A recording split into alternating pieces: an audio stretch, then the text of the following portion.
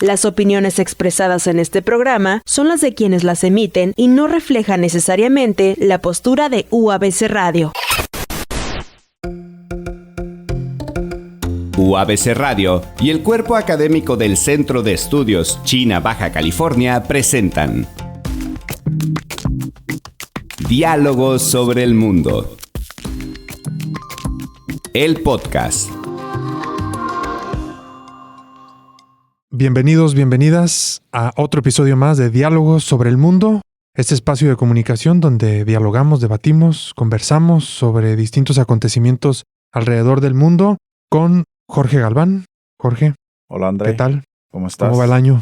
Todo bien aquí, arrancando con muchos temas muy interesantes y pues saludando a los fieles escuchas que cada 15 días se dan un tiempo para escuchar este programa que lo último que desea es perder la constancia, ¿no? Así es, Jorge. Aquí estamos, como siempre, cada 15 días publicando estos episodios con mucho gusto y esperando también comentarios de la audiencia, críticas, preguntas.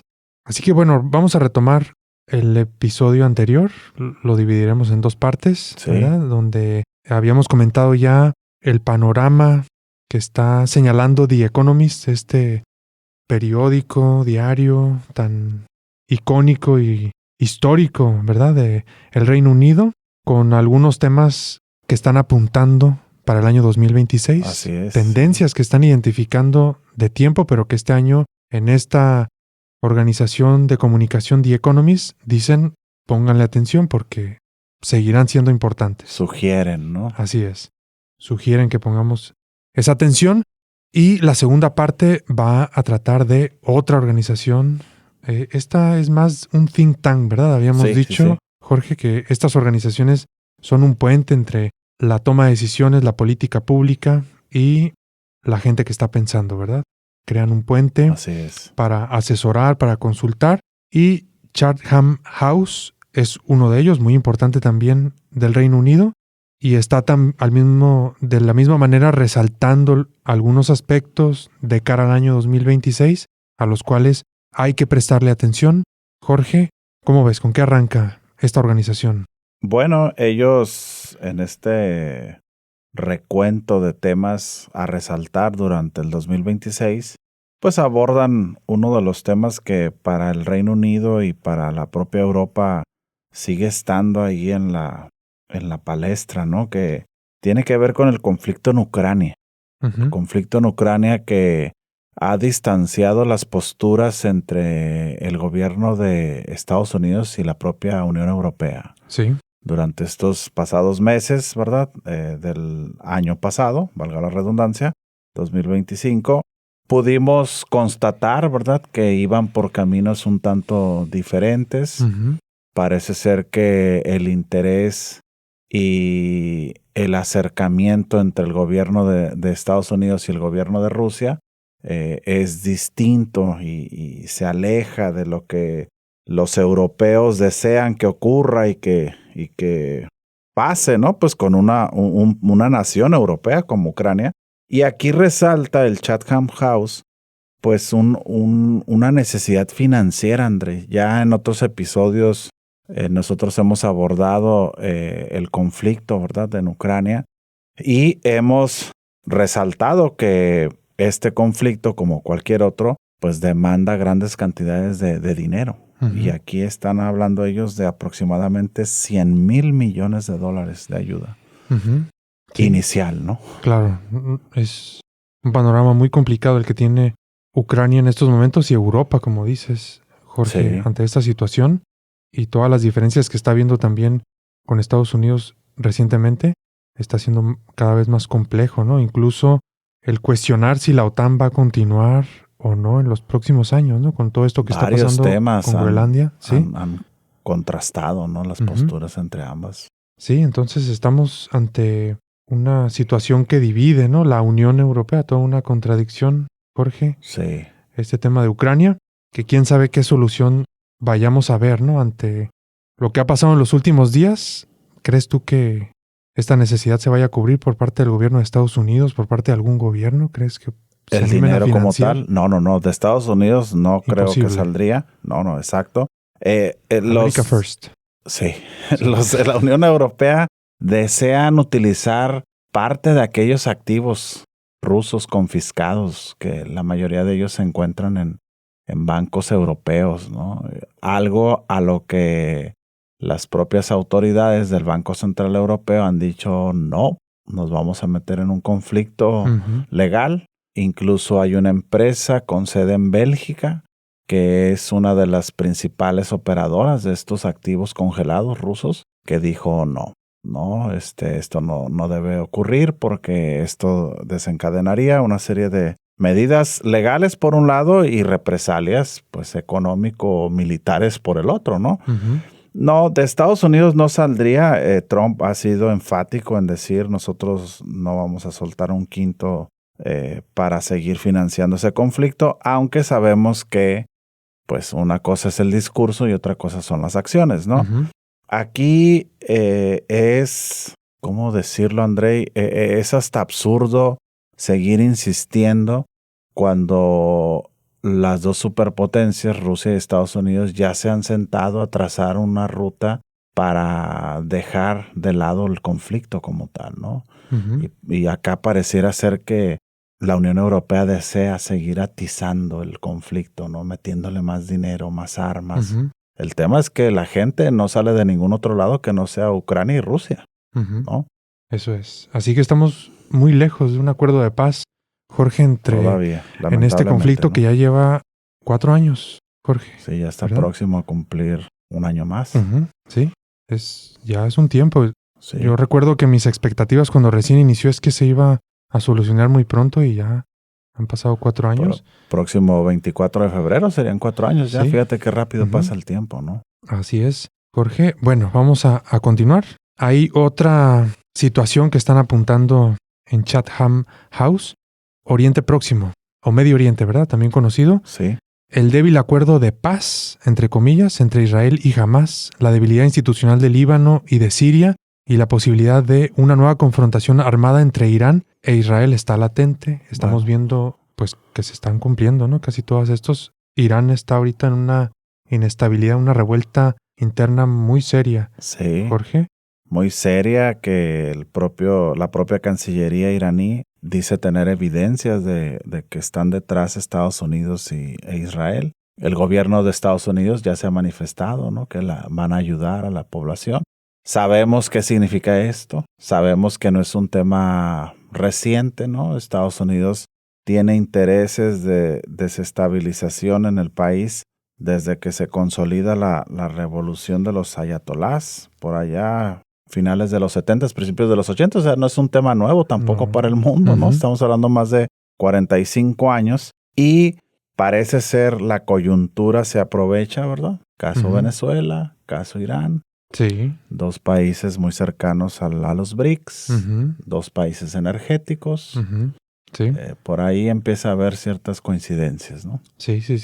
Hicieron un acuerdo de paz, pero es muy frágil, Jorge. Yo creo que unas horas después ya se había violado el acuerdo de paz y ahorita la situación continúa.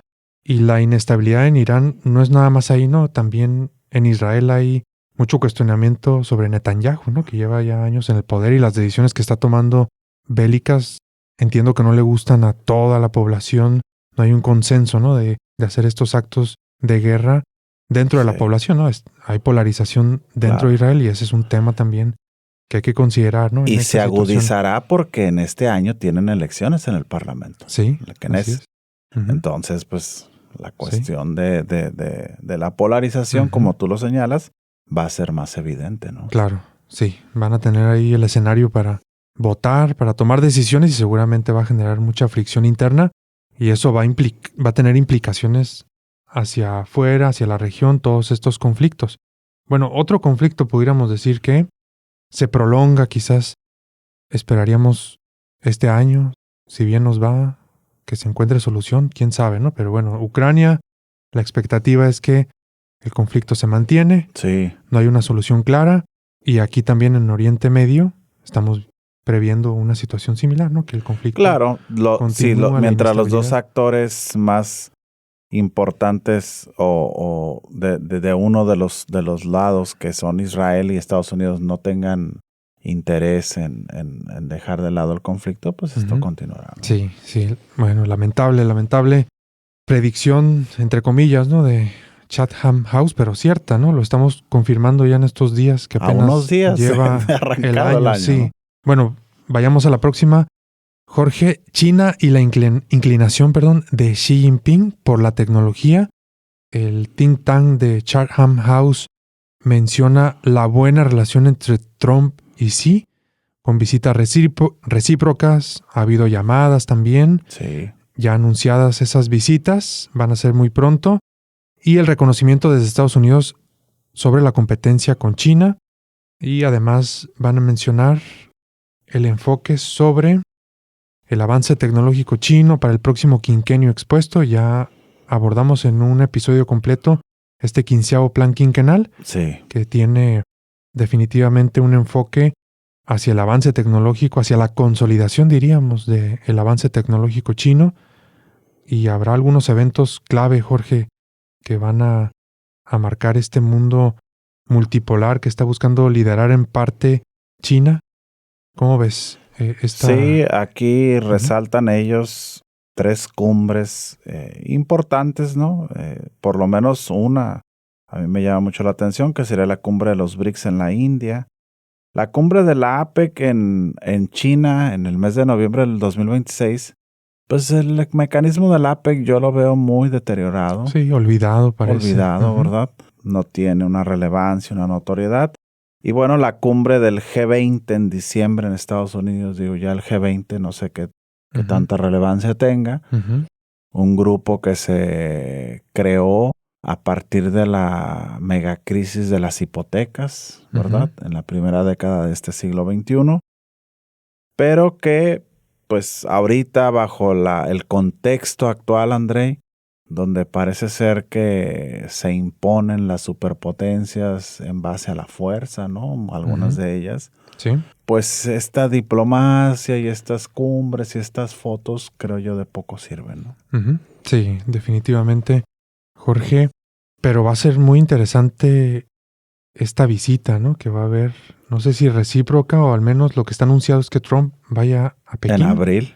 En abril. Yo creo que de esas visitas sale más que de estas cumbres. Me atrevo a decirlo. Sí, totalmente, ¿no? Más en estos tiempos sí. ¿No? Es quizás de como mayor peso, ¿no? Totalmente, ¿no? Lo vemos, ¿no? Como lo que ocurrió entre Vladimir Putin y Donald Trump en Alaska. Después vinieron acontecimientos que... muy importantes, ¿no? Así es. A pesar de que en los medios, Andrei, de repente se den a conocer, o el propio Trump, ¿verdad? Trate de atizar ahí con ciertas palabras, ciertas declaraciones, ¿no? Pero en el fondo hay acuerdos ya preestablecidos, ¿no? Entonces parece ser que le están dando más prioridad a esas relaciones bilaterales que a estas multilaterales, ¿no? Sí, desde una perspectiva de Estados Unidos, definitivamente eso está ocurriendo. Y va a ser muy interesante para aclarar cómo está la relación entre Estados Unidos y China actualmente, ¿verdad? Porque mucho se dice de la guerra comercial, guerra tecnológica, pero lo que vemos cuando se reúnen es cordialidad.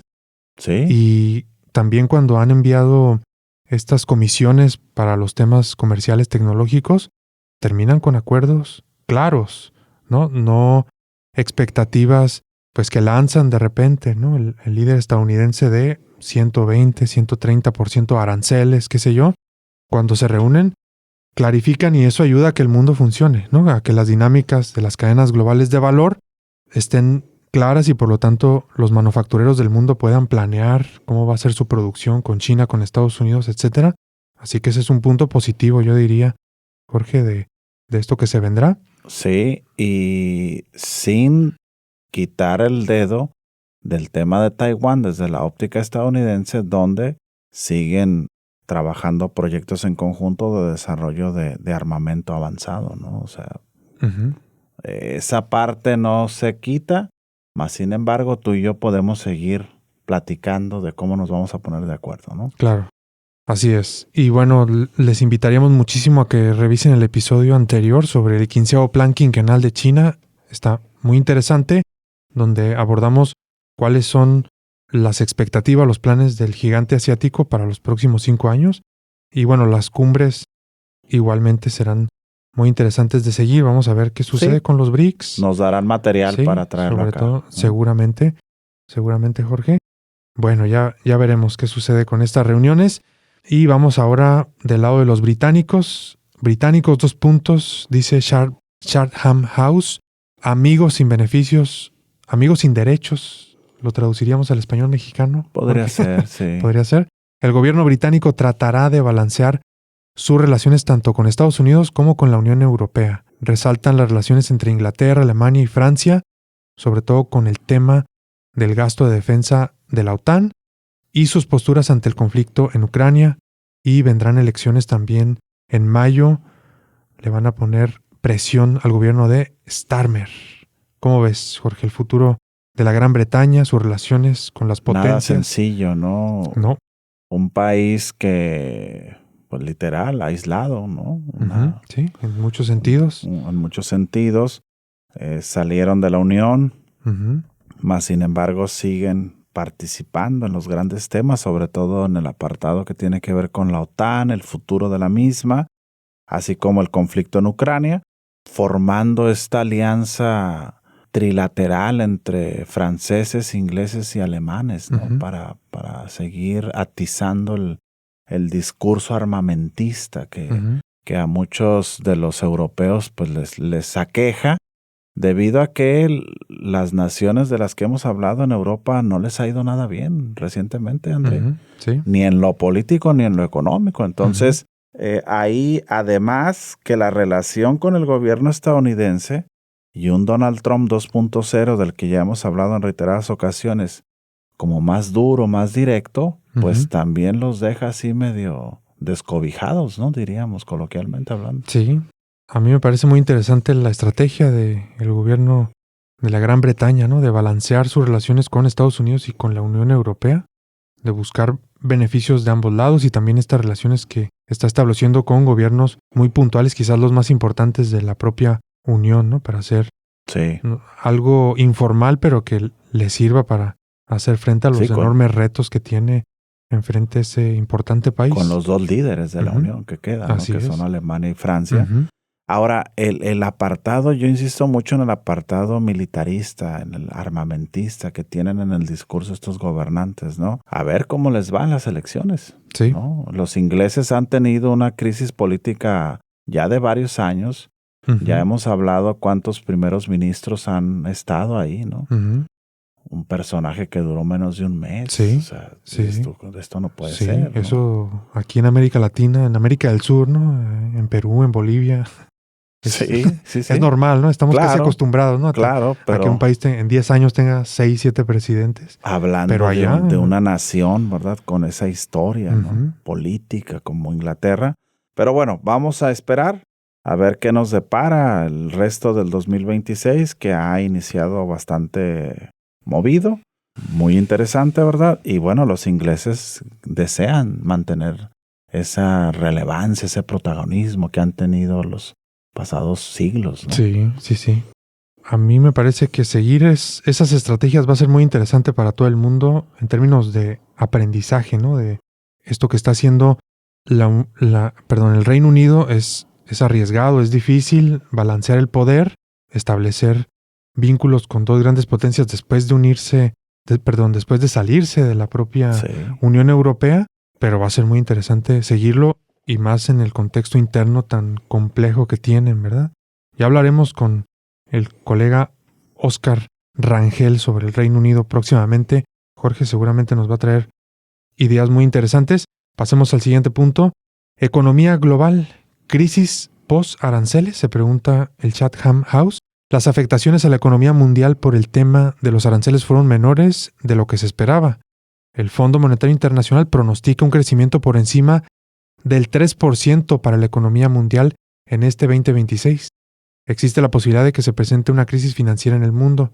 ¿Qué va a ocurrir? Depende, entre otros factores, de la recuperación de la economía china y de lo que pueda ocurrir en la reunión de marzo de la OMC.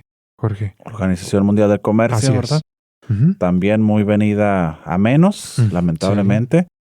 Pero mira, aquí yo observo dos aspectos latentes para una posible crisis financiera económica, ¿no? Por un lado, en el apartado financiero, André, la situación del endeudamiento público y privado, ¿sí? Para organismos especializados en temas financieros como el Fondo Monetario Internacional, es este 2026 un año complejo en ese apartado que al agudizarse el problema del endeudamiento público y privado, pues esto detona sí o sí una crisis financiera, ¿no? Y por otro está la incertidumbre, pues, de qué va a ocurrir con el tema de aranceles.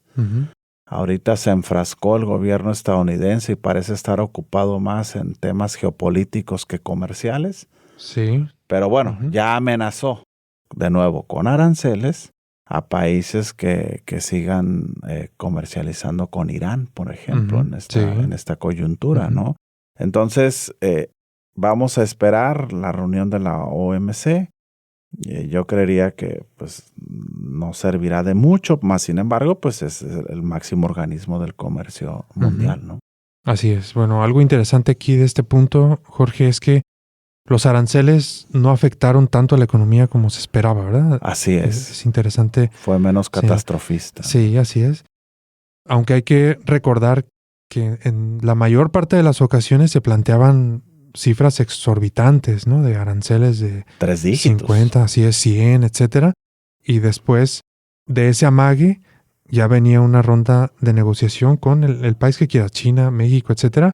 Y lo que normalmente ha ocurrido es que se baja, ¿no? Esa expectativa de aranceles después de esos acuerdos.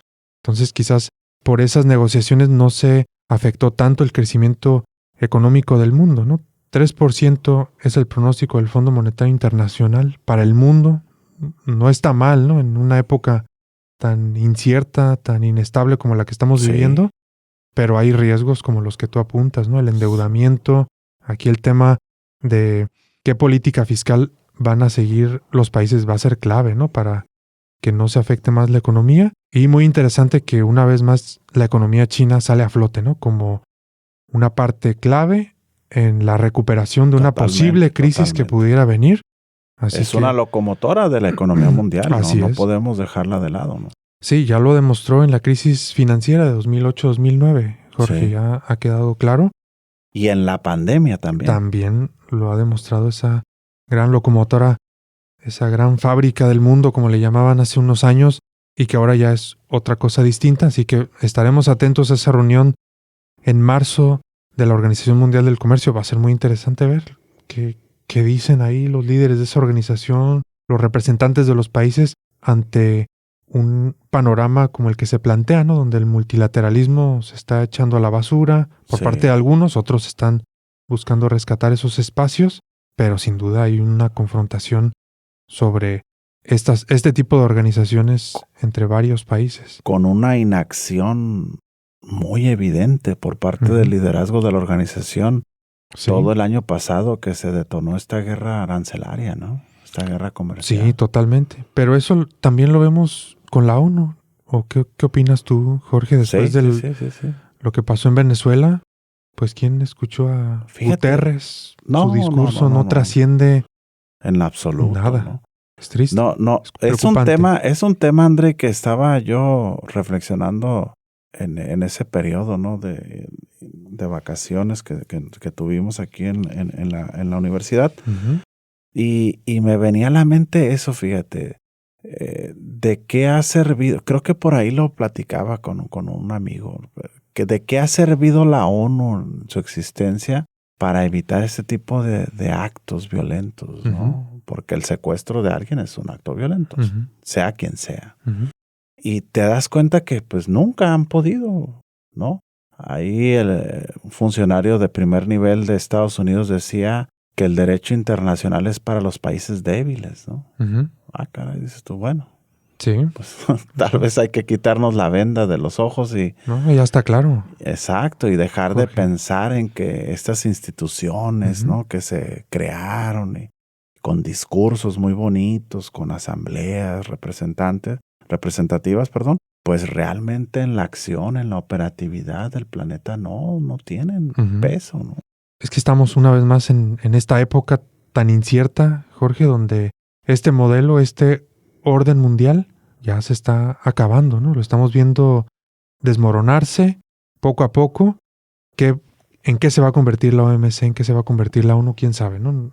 Eso todavía hace falta que pase un tiempo, pero lo que sí es cierto es que estas organizaciones ahorita ya están tan cuestionadas que ya tan débiles, se van a, ¿no? Yo creo que esta reunión debería de servir para reinventar a la Organización Mundial del Comercio y no para definir otros caminos, un camino que sancione todos estos actos, ¿no? Que están buscando saltarse este tipo de instituciones, porque si no, pues no les van a hacer caso, ¿no? No, nadie les hace caso, ¿no? Sobre todo, mira, rápidamente, ¿no? No pudieron impedir la guerra en Corea, ¿no? No pudieron impedir la guerra en Vietnam, la división de los países, afectando millones de habitantes, ¿no?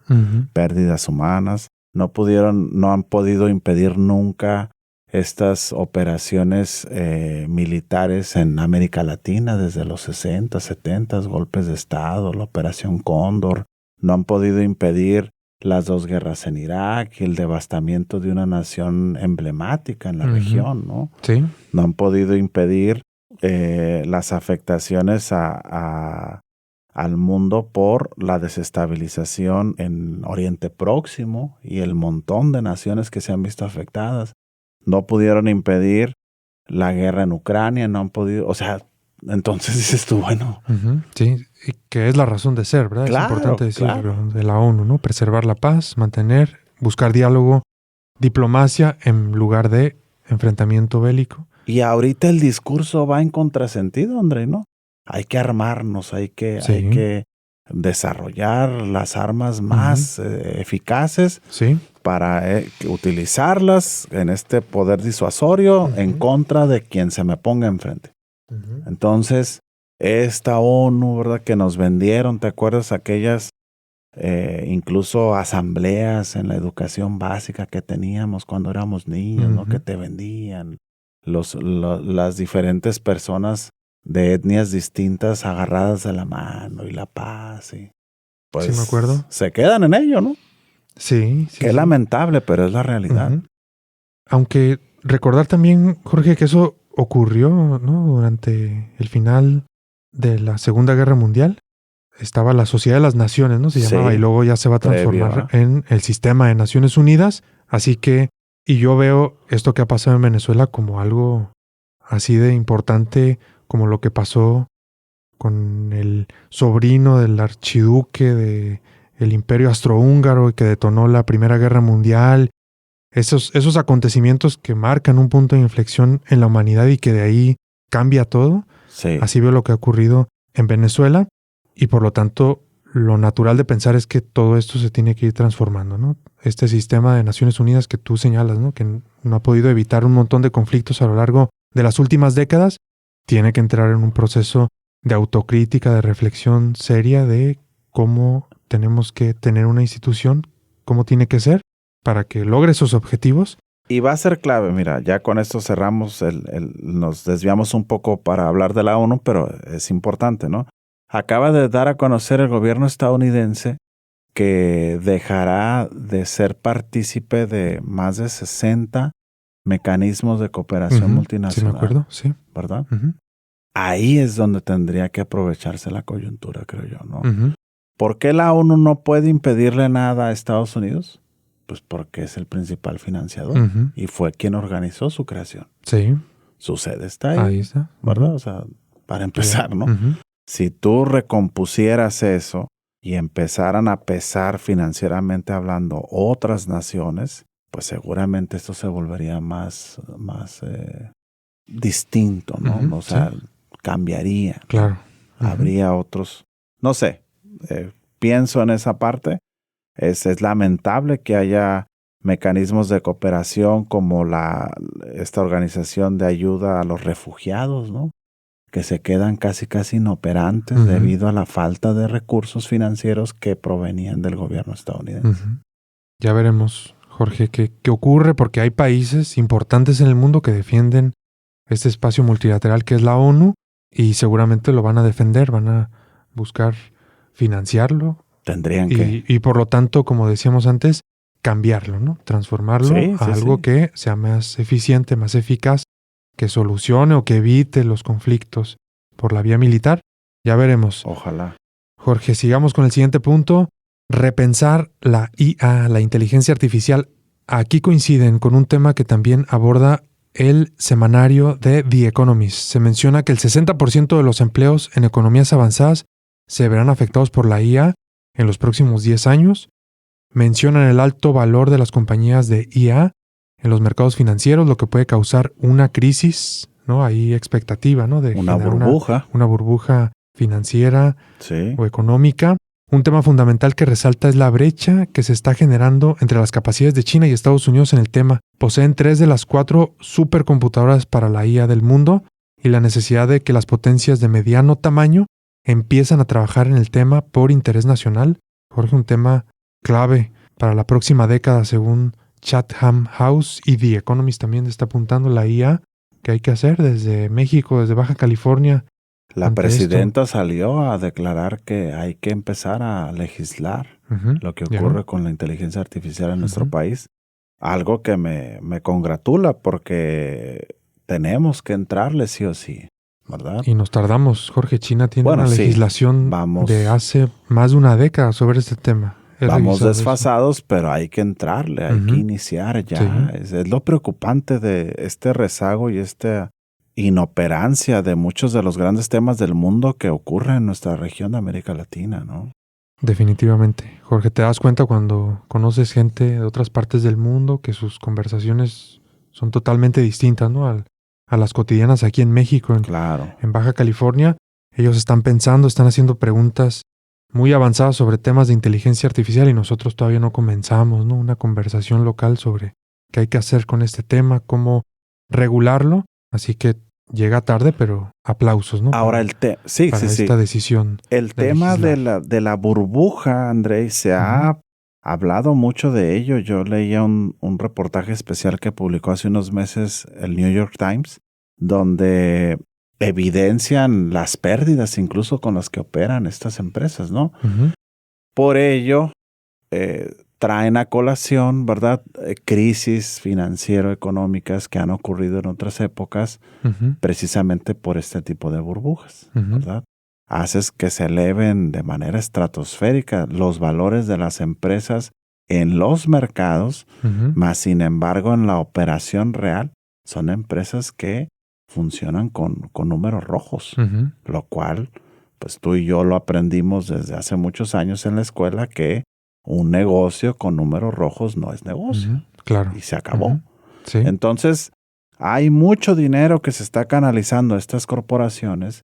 Los mercados financieros tienen en estas empresas los principales atractivos, ¿verdad? Bueno, ahorita la coyuntura se giró en torno a las empresas petroleras que se vuelven más atractivas en los mercados por lo que ocurrió en Venezuela. Pero esta época reciente, las empresas de alta tecnología, sobre todo las de inteligencia artificial, están acaparando grandes cantidades de dinero. ¿Para qué? Si de repente revisas tus estados financieros y resulta que tienes números rojos, entonces esto no es congruente, ¿no?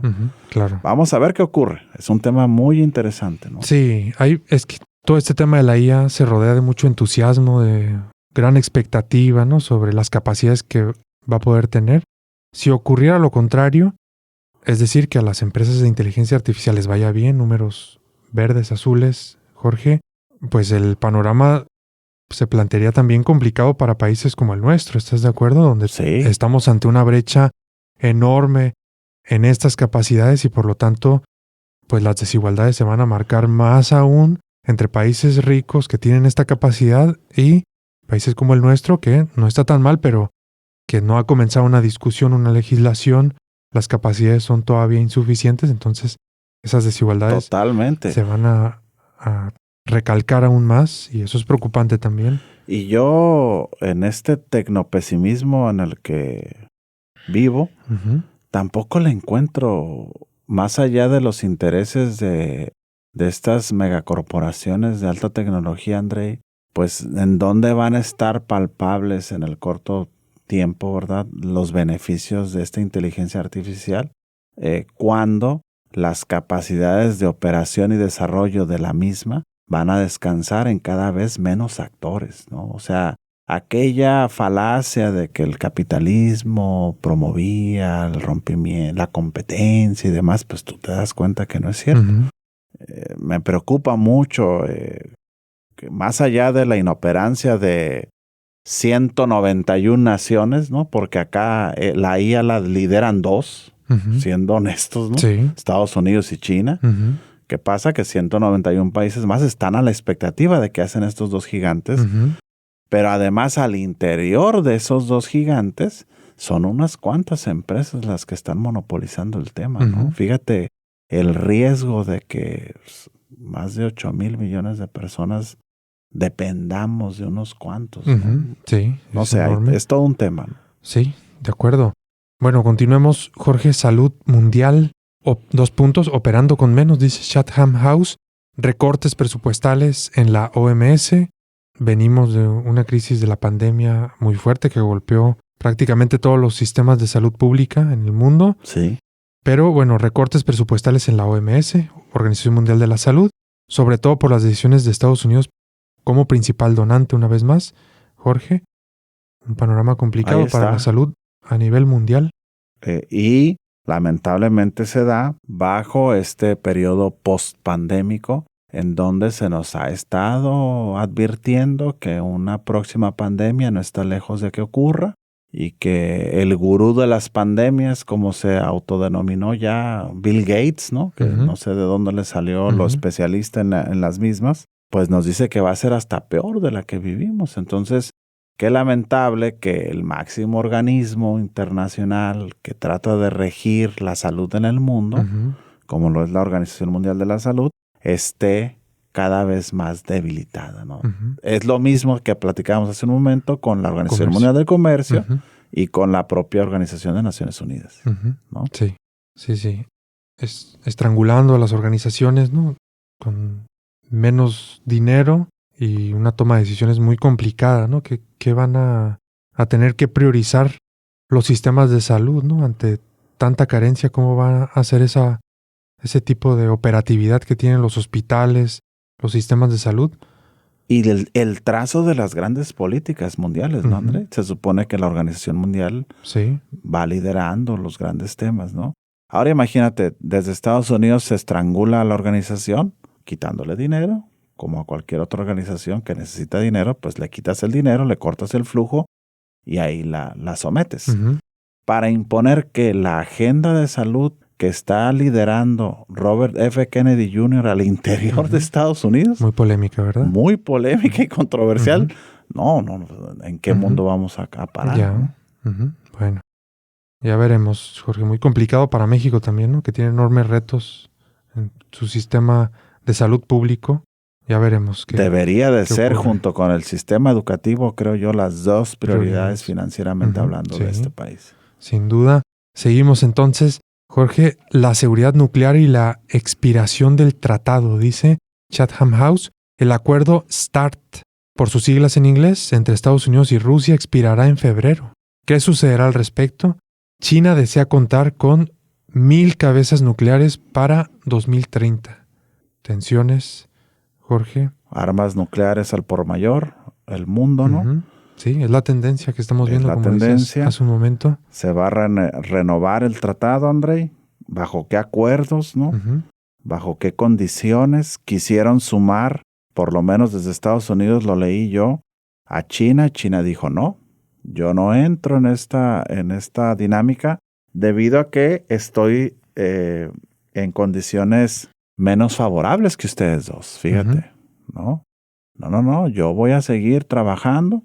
Algunos organismos que aquí siempre en el tema de ojivas nucleares hay diferencias, pero algunos organismos dicen que China posee entre 300 y 500, pero su objetivo de aquí a finales de la década es llegar al doble de ellas. Bueno. Que todavía estaría muy por debajo de las capacidades nucleares de los dos líderes, que son Rusia en primer lugar y Estados Unidos en segundo lugar. Sí, bueno, este aspecto, este punto, en el contexto en el que se está dando es quizás lo más preocupante, ¿no? Pues Jorge, sí. Estos líderes que tienen enfrentamientos abiertos en varias partes del mundo, y me llama mucho la atención cómo China se trata de salir de esta expectativa que pudiera tenerse sobre las grandes potencias, ¿no? Como lo hemos visto también en el tema Venezuela, ¿no? Como una de las expectativas en esta interpretación de zonas de influencia es China mañana ya va por Taiwán y van a ver,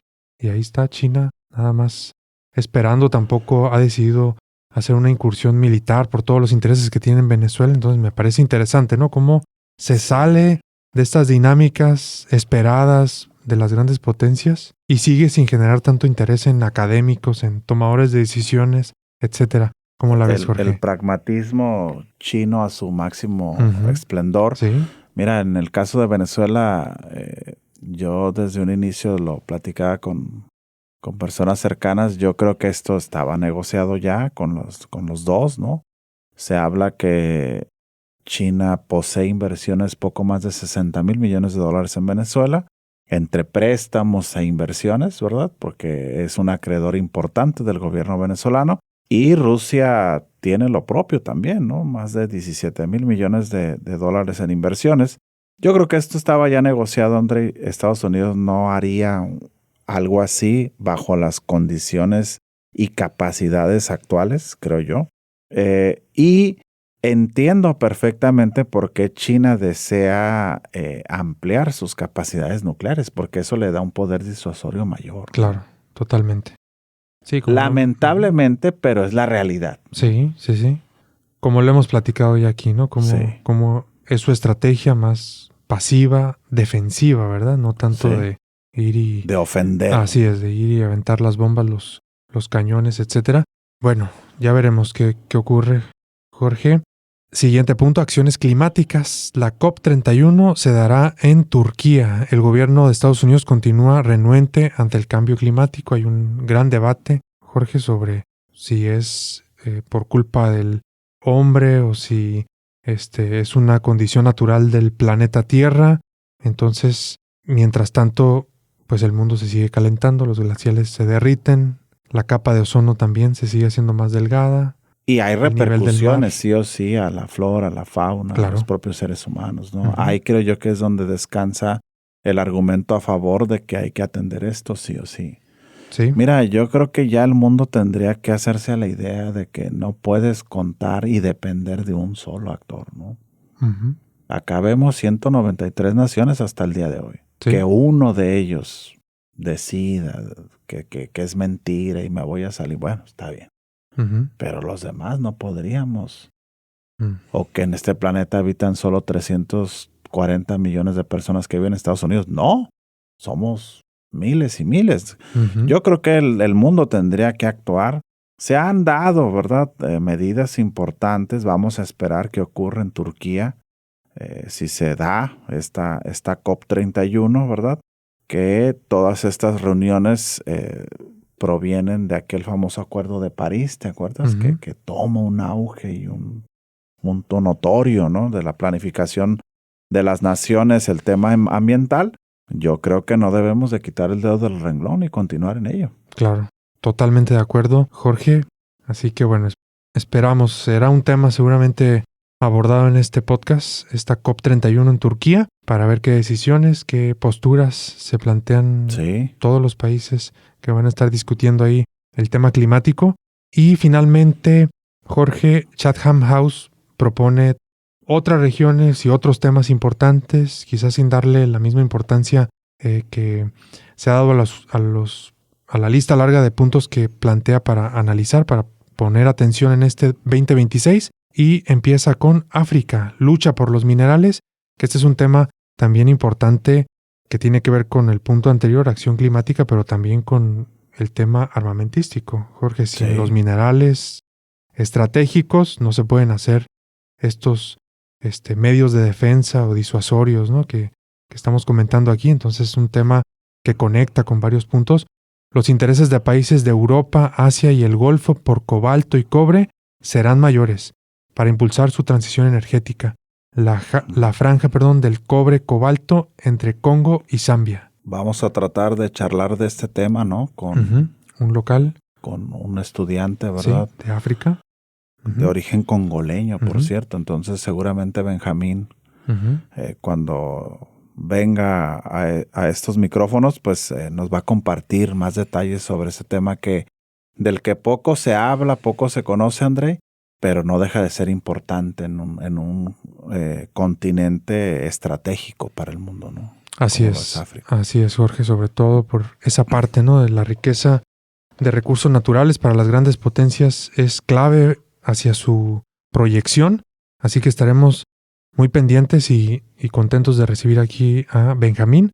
Y otro tema también importante, Jorge, es el derecho internacional, en donde, estamos viendo una disyuntiva que se ha abierto desde lo que ocurrió en Venezuela, ¿no? O es el poder duro, ya ni siquiera es el poder suave, sino el poder duro, lo que está haciendo que esta gran potencia que es Estados Unidos decida para tomar acción y no el derecho internacional, ¿verdad? Hacer todo por una vía legal, de tribunales, etcétera. Así que se está abriendo este precedente que está generando mucha discusión. Es un tema que pues falta todavía un montón de conversación, de debate para que se agote, pero ese es el panorama que tenemos actualmente hacia el derecho internacional. ¿Sirve? ¿No sirve? Pues parece que no. Allá las declaraciones que decías al inicio, ¿no? Es para los países del sur global, ¿no? Es para los países poco poderosos, sí. Bueno, que lo ves en la realidad, ¿no? Sí, está quedando claro, sí. Las reglas se aplican para unos cuantos. ¿No? Así es. Entonces, ese precedente es peligrosísimo para la humanidad porque pues nos pone en una situación de la ley del más fuerte, del garrote, y no de una situación de normatividad, de leyes, y entonces... Un darwinismo. Sí, totalmente. De naciones, ¿no? Ya sé. Vamos a ver a dónde nos lleva esto. Ya veremos. Bueno, América Latina también es otro punto. Venezuela en una posición de ajuste institucional y política. Esta nota de Chatham House se hizo antes de lo que ocurrió en Venezuela el 3 de enero de 2026. Bueno, le atinaron muy bien, ¿no? Bueno, también ya estaba anunciado, Jorge, los ataques a las lanchas, los buques. Discurso, todos los medios, hablando que es un líder del narcotráfico, de una organización que ya después días pasaron para que dijeran que siempre no era un cártel, sino era otro tipo de organización, ¿no? Que la propia DEA tampoco tenía en su radar el año pasado, en sus reportes especializados. Toda esta parafernalia que ahorita está en Irán. Sí, se movió un poco. El régimen iraní, asesinos, y han muerto cientos de personas. Cuando escuchas otros medios independientes de decir, incluso con evidencias, que ciertos videos son hechos con inteligencia artificial, son grabados en otros lugares. No estoy diciendo que no esté ocurriendo las manifestaciones en Irán, más sin embargo, no nos comamos este discurso y estas formas que son... Todo es un recetario, ¿verdad? Y vámonos paso A, paso B, paso C. Ahí está. Pasaron 3 días cuando el Chatham House acertó en esto que hablaba del tema de Venezuela, ¿no? Ajustes políticos, institucionales se vienen para Venezuela. ¿Cómo es la pregunta, no? Tampoco quedaba muy claro en esa conferencia que hicieron después de el acto de extracción del presidente Maduro, de Nicolás Maduro, qué iban a hacer, ¿no? No quedaba muy claro, simplemente estaban hablando sobre el poder, el enorme poder militar de Estados Unidos, cuidado Colombia, cuidado México, cuidado Irán. Cuba. Hasta, así es, Cuba también. Hasta después, ¿no? Que como que los medios de comunicación estadounidenses presionaron tanto a Marco Rubio, ya dio un panorama más o menos claro de 3 pasos, 3 fases, ¿no? Creo que es estabilizar, después es el negocio del petróleo, y finalmente el tema de la democracia, ¿no? Ya de la transición. Sí. No sé si esa fórmula vaya a ser correcta, porque creo que lo primero es democracia. ¿Cómo vas a tomar decisiones sobre un recurso natural tan importante para Venezuela sin antes arreglar esa parte institucional, la democracia en el país. Están dejando al mismo grupo que ya controlaba el país. Entonces, y además, Trump termina su mandato en 3 años. Sí. ¿Qué va a pasar después de esos 3 años? ¿Quién sabe, no? ¿Quién sabe si esos negocios que están planteando hacer para los productores de petróleo son bien vistos, ¿no? Tienen un buen panorama. ¿Qué va a pasar en el futuro? ¿Quién sabe, Jorge? Es un tema que da para más. Abordaremos. Sí, ya lo vamos a hablar. En algún episodio reciente. Lo cierto es que yo tengo muchas dudas, muchas críticas, ¿no? Hacia las formas, hacia el contexto, hacia cómo se preparan a las personas. Bombardeo discursivo impresionante, ¿no? Una tergiversación de la realidad impresionante, ¿no? Y lo peor, André, ya para dejar este punto de lado y cerrar el episodio, que los más afectados son los propios venezolanos. Sí. Son los propios venezolanos, totalmente. Lamentablemente. Donde en México se cuentan por cientos de miles. México es uno de los países que más venezolanos recibió debido a toda esta salida, ¿no? El éxodo, ¿no? Así es. México es un país que acoge siempre a las personas, sí, independientemente. Sí, sin duda, el pueblo venezolano es el mayor afectado, pero también lo que estamos viendo en esta narrativa desde Estados Unidos es poca o nula preocupación por el pueblo venezolano. No importa, aquí el tema es el petróleo, es el negocio, y eso es preocupante en términos sociales, culturales. Ya no se esconde esto, ¿no? Ya así está ahí muy claro. Y el último punto que señala Chatham House es Europa. ¿Qué va a pasar? ¿Va a haber cohesión? ¿Va a haber división al interior de la Unión Europea? Es un tema que ya veremos qué es lo que sucede, Jorge. Políticamente, hacia dónde va la extrema derecha, gana fuerza. Hubo por ahí un congresista alemán que realizó los ademanes de Hitler en un discurso muy polémico hace unas semanas, ¿no? O sea, no lo vi. La historia se repite, André. Sí, siempre hay rimas en la historia, Jorge, así que hay que estar pendientes, hay que revisar la historia, hay que revisar también estos pronósticos que nos señalan y que ya 13 días, estamos grabando esto el 13 de enero del 2026, ya le atinaron a varios de los puntos que estaban señalando que hay que ponerle atención. Así que les invitamos, como siempre, a leer estos documentos, a informarse, a conversar, a discutir, a comentarnos también qué les parece estas predicciones o puntos para poner atención que hace tanto The Economist como Chatham House. ¿Cuál ustedes consideran que faltó desde una perspectiva mexicana, latinoamericana, Jorge? Y comentarios también sobre qué temas quisieran que abordáramos. Preguntas, críticas, de todo se recibe en este podcast. Así Jorge. Es. Todo sea con el afán de mantener una discusión, ¿verdad? El interés por los temas y pues darle seguimiento, ¿no? Un abrazo a todos y a todas. Gracias. Hasta pronto. Muchas gracias. Diálogos sobre el mundo, el podcast. Una colaboración entre UABC Radio y el cuerpo académico del Centro de Estudios China Baja California. Disponible en Mixcloud, YouTube y Spotify.